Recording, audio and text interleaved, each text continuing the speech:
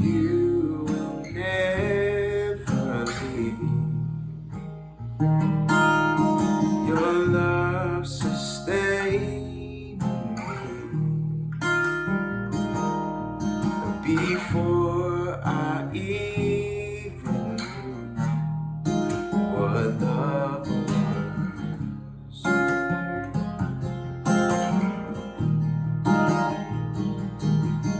You brought me here to rest. You've given me space to breathe. So I'll stand still until it sinks in.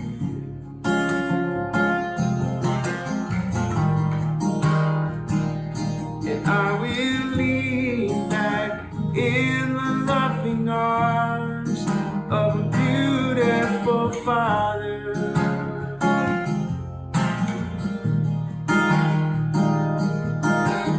Breathe deep and know that He is good. He's a love like no other. Oh yeah. Said I will lean back in the loving arms of a beautiful Father. That's who you are. That's who you are. Breathe deep and know that He is good. He's a love like no other.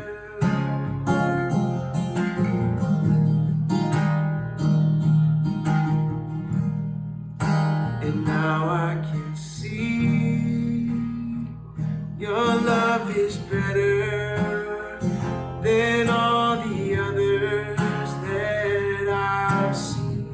And I'm breathing deep of all your goodness, your loving kindness to me. And now I can see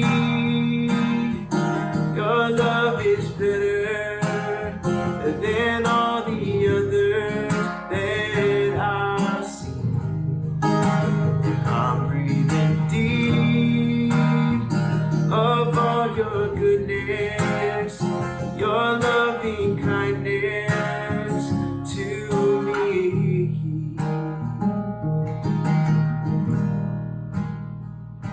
And I will lean back in the loving arms of a beautiful Father.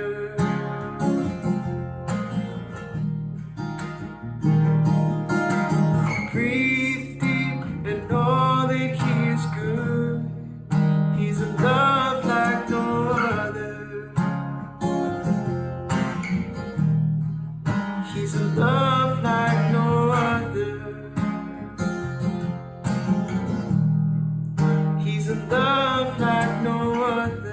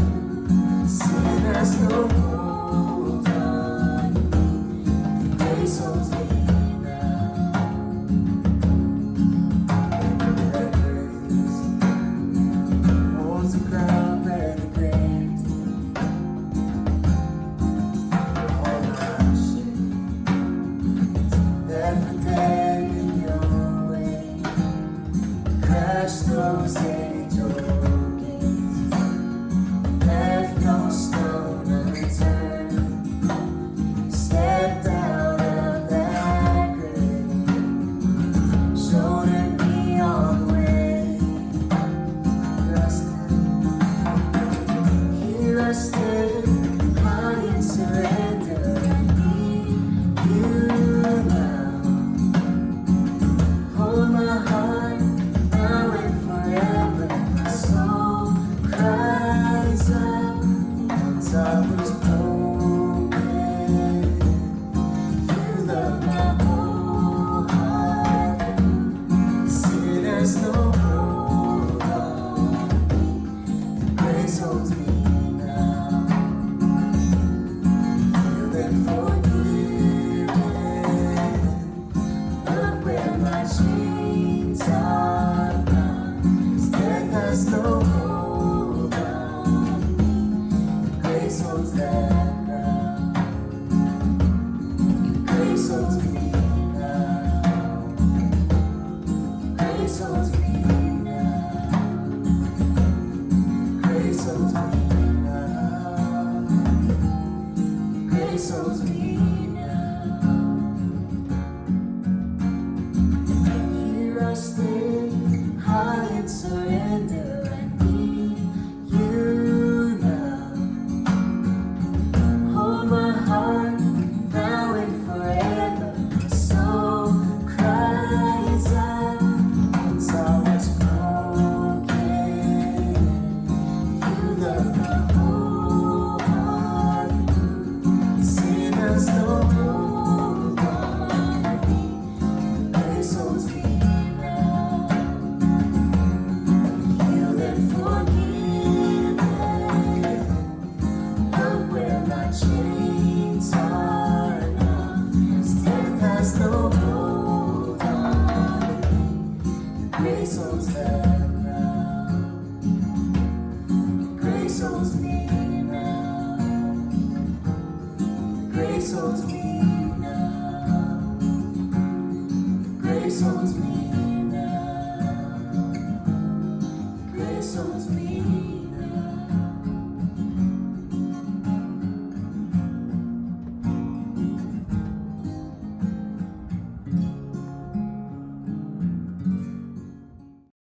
Jump right into the teaching today, and the teaching flows out of this simple idea that I've talked about, I'm sure, numerous times at Imagine over 7 or 8 years. And it's the simple idea that as human beings, we have been created to be connected. And what I want to show is that not only the scriptures, not only the gospel, but so much of life around us communicates that simple but profound and essential reality that we have all been created to be connected.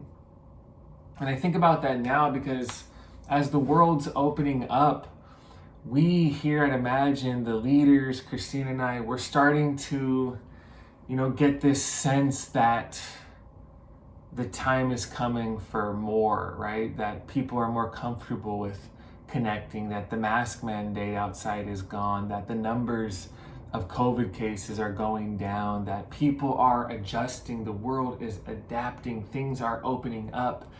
And after this long 15, 16 months of doing a lot of the same thing, there's this energy within that says for us that we sense that there's more for the life of Imagine, that there's this chapter of resurrection, this chapter of new life, this time for Imagine to be born again, this season of resurrection, that can we lead Imagine beyond this long, dark season of COVID? And that's going to happen in large part because of the desire for and the spaces where we can experience deep connection with each other. So just so you know, heading into July and August and September, there will be new things coming, new events taking place, new opportunities to connect, new chances to be with each other as we approach the fall and really look to, we don't have anything solidified yet because things are still fluid, but as we just get this sense that moving towards the fall, there's a new thing that's going on. And I've always thought like there's so many unique subcultures and things around us. You know, I think about the reality of something like LARPing, right? Does anybody here know what LARPing is? LARPing comes from the acronym LARP, like LARP, live action role play. And LARPing is, I might have this partially wrong, but it's groups of people who gather together, and it's almost like a fantasy make-believe war, or there's battles that take place. I only know it because of the movie Role Models with Paul Rudd and the guy who played Stifler in American Pie. I don't even think I know his real name. I think it might be Sean Astin. And, you know, it's like they pretend to be these medieval characters and they meet up at parks and they play these games, right? You know, I think about something like Comic-Con, you know, these massive events that bring together so many different people. I think about all the uncles that have been surfing at concessions forever, Alameda Beach Park, which is the reason why I don't surf there in the afternoon and the evening, because they basically own that spot. You know, just how they're surfing, but it's more than that, right? The LARPing is they're playing, but it's more than that. Comic-Con, we're interested in the same thing, but it's more than that, right? Large groups of moms who do things like stroller stride, which is, you know, young moms with kids who work out together. The cult-like following of things like CrossFit, you know, or certain yoga studios and the relationships that people have, right? It's about yoga, but it's more than that. It's our kids do this, but it's more than that. Like teams that paddle together, old men in parks playing chess together. It's chess, it's paddling, but it's more than that. Because one of the most fundamental desires of human beings is belonging and connection.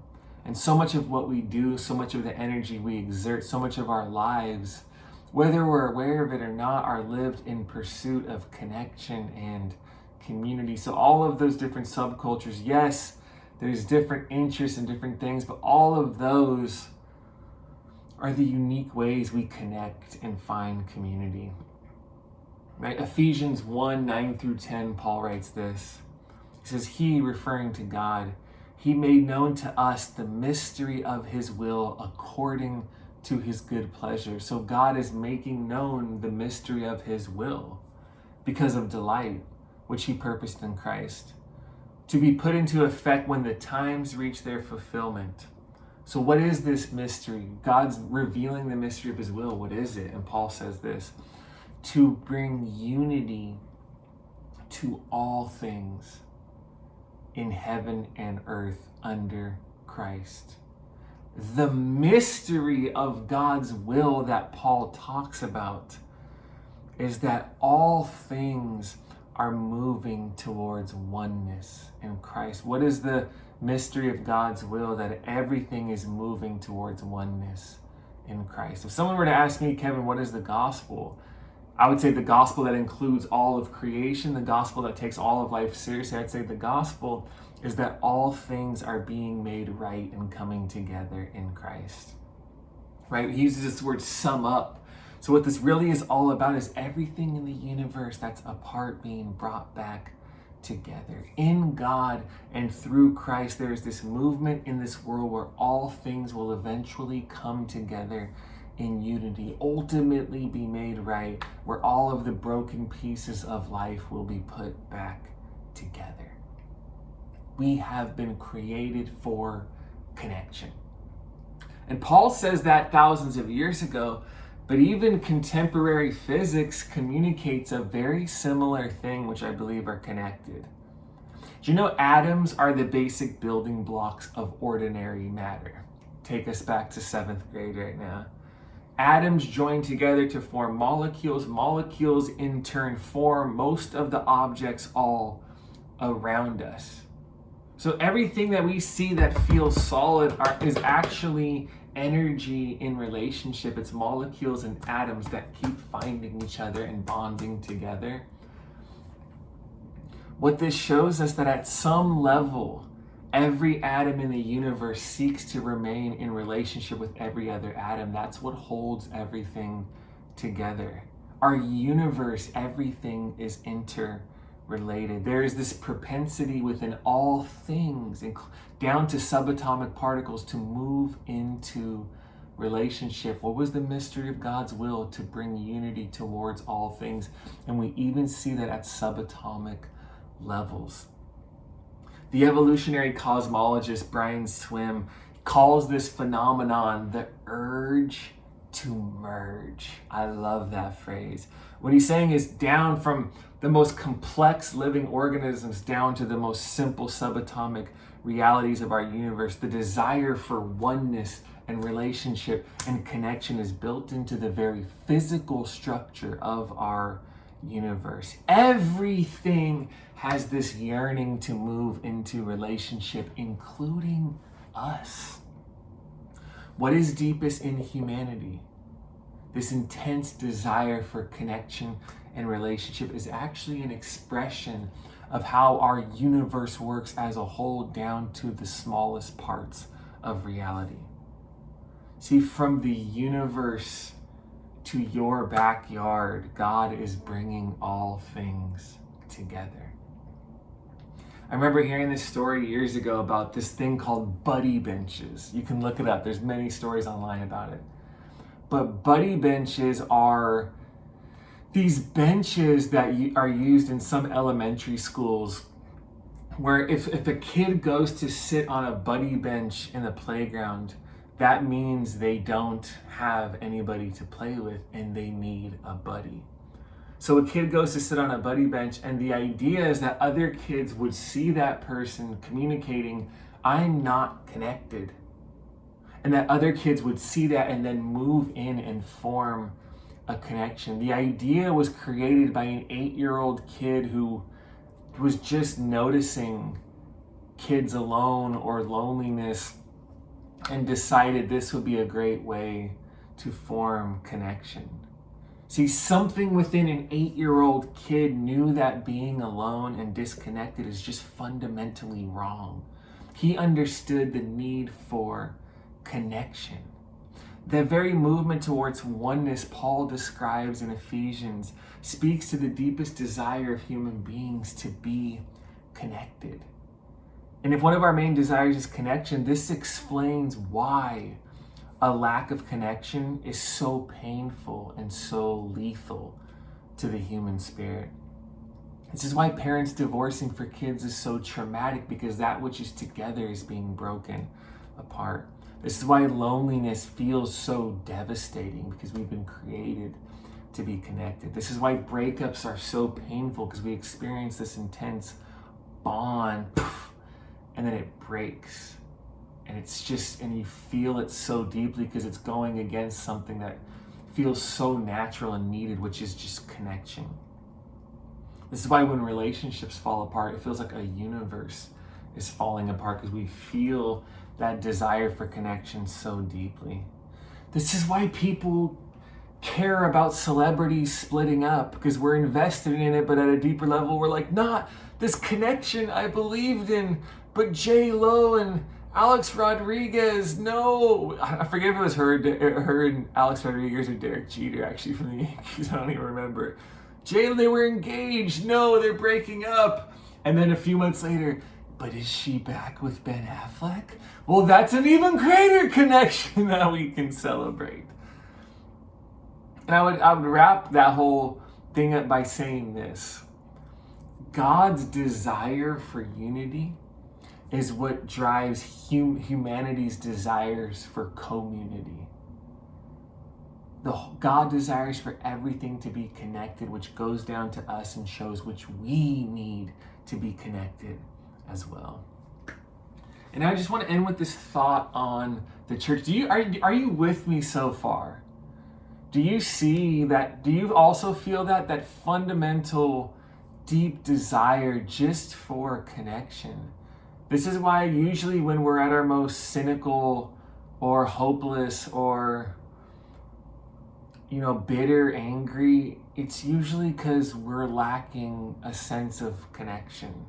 I've always said that I know when can feel myself becoming the most cynical, I know a part of me is feeling disconnected. Like I'm not contributing in a community, like I'm not connected. That's why COVID's been so hard, for pastors and leading, because you're like, all we do is organizational stuff to hold the church together without any of the real connection. That's why it sucks. There's no more profound way to say it. So much of church life over COVID has just sucked because it's like you have a container holding the church together without the actual substance, connection, intimacy, togetherness, belonging that the container holds together. And the time is coming for that to change, for there to be a resurrection of connection. So which brings us to the church, Ephesians. So Paul talks about God's desiring for all of the universe to be connected. Then a few chapters later in the same letter, he's now talking about connection in the church, right? Because he knows God's desire for unity is what drives humanity's desire for community. So Ephesians 4:4-6, Paul writes, there is one body and one spirit. Just as you were called to one hope when you were called, one Lord, one faith, one baptism, one God and Father of all, who is over all and through all and in all. Do you see the oneness? How many times does he say one right there? Try to count it. There's one body, one spirit, just as you were called to one hope when you were called, one Lord, one faith, one baptism, one God over and Father of all, who is over all, through all, and in all. I'm tripping up trying to count in my head. That's 7 times he talks about one. There's this oneness, this connection, this unity of all things that you see the church living out because God desires it for the entire universe. See, we are the place for the church. We are the place where God's desire for unity is expressed most clearly. That which the world desires as a whole, the church becomes a place where we live that out together. That is the mystery and power of why connection and community in the church is so important. We are the place where the oneness of God is put on display. The church is a sign to the world that love and acceptance and commitment and togetherness and unity and belonging is actually possible. When you feel at home in the church, it makes you feel at home in the universe, because the church is the place where we live out what God desires for the universe as a whole. Are you with me right now? You know what happened this week was, it's a very simple story. A friend of Imagine's, a young man named Damien Packer, who was a part of Imagine years ago when he finished college. And he was here for, I forget how long he was here after college. He was connected with Imagine. We were close. And then he moved back to the Big Island. He's from Puna, and he did Teach for America. And he finished up, and he's working in Puna with kids. He's a teacher. He trains kids. He does strength training. He does all kinds of things. And he hit me up a while ago, a couple weeks ago or something, saying his mom was going to come to Oahu for some kind of surgery. He was going to be here for half of a day, right? And so we planned to hang out. I haven't seen him for a long time. So 2 days ago or whatever it was, I picked him up from the airport. We went across the street to Salt, and we had breakfast and talked for a couple hours. That's it.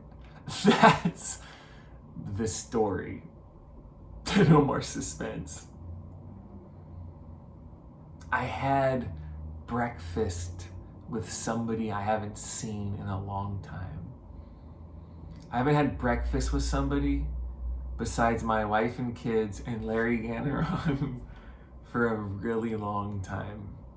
And I came away feeling alive and like buoyant and filled with joy and more normal and more human and more myself. And it reminded me of what this all is. It reminded me of connection. It reminded me why I used to spend so much time with people before COVID. It reminded me of the joy I get from listening to people and affirming where they're at and helping guide them further and just being present to them. It just reminded me of the simple power of connection.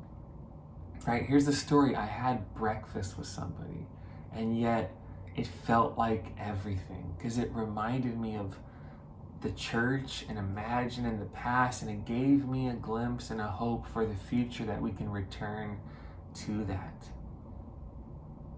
And I want all of you who are listening to remember the need. So much of what's been hard this past year and what sucked is a lack of connection. It's that simple. It feels like a million things, but deep down, something within us feels disconnected, and it makes us feel off because we've been created to be connected. We have a natural desire to community and to commune with others. And this month leading into July and August, we will have some new spaces for connection, some new things happening, some new places to go, some new places to connect to. Not just think, when do we all gather together on a Sunday, although we are looking ahead to that, but it's also just, how do we start connecting at every level of relationship? The church, all of this without the substance of the Spirit forming and connecting us together just sucks. And Imagine has had a strong enough of a foundation to hold this together, and now the time is coming for more connection. Prepare your heart and life for connection. Remember the power of connection. Remind yourself of how beautiful the simple spaces of connecting are. And with all of the fear, with all of the brokenness of the last year, let's remember the mystery of God's will is that God is bringing unity to all things. And let's start preparing our heart to allow God to bring unity to our lives, to our relationships, to our church, to our community, to our relationships in Hawaii. Let's prepare our heart for connection. Don't take for granted your soul's need for connection.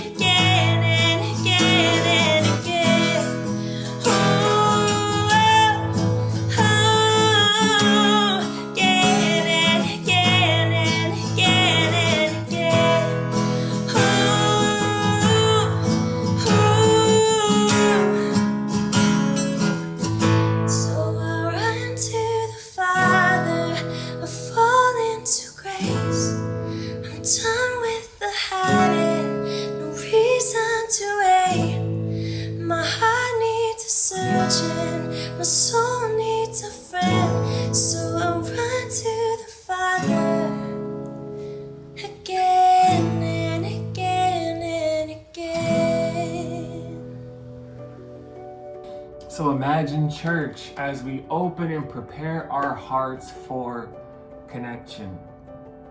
Before I even say the blessing, I so look forward